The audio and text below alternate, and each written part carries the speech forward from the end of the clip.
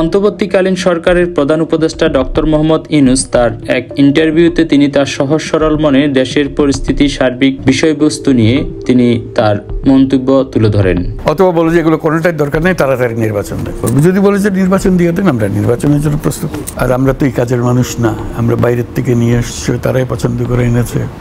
কাজে আমরা যুদ্ধর পরে যুদ্ধ করি। তা অর্থনীতি লন্ডভন্ড, ব্যাংকিং সিস্টেম লন্ডভন্ড, ব্যবসা বাণিজ্য লন্ডভন্ড, যাদের নিয়ে আমাদের কাজ করতে হয় এই উপদেষ্টা মণ্ডলী, তারা বলে আজকে আমার ছেড়ে আমি কি করে চলবো? এই বেতনে আমার ছেলের বেতন দিতে পারতেছি না।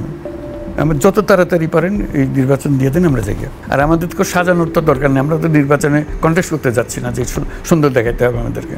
আমাদের তো সেই ঠেকা নেই, আমরা যা আছে সেটাই বলি। বরং খারাপ হলে সেটা তাড়াতাড়ি বলি যে ভাই এই খারাপ অবস্থা আমরা পাইছি। বহু রকম বড় বড় প্রতিষ্ঠান বেতন দিচ্ছে না, এটা কি করা যাবে? এটাকে বন্ধ করে দেওয়া, বিক্রি করে দেওয়া? বিক্রি করার আইনের প্রশ্ন আছে, কার জিনিস আপনি বিক্রি করবেন? Desk report, world vision.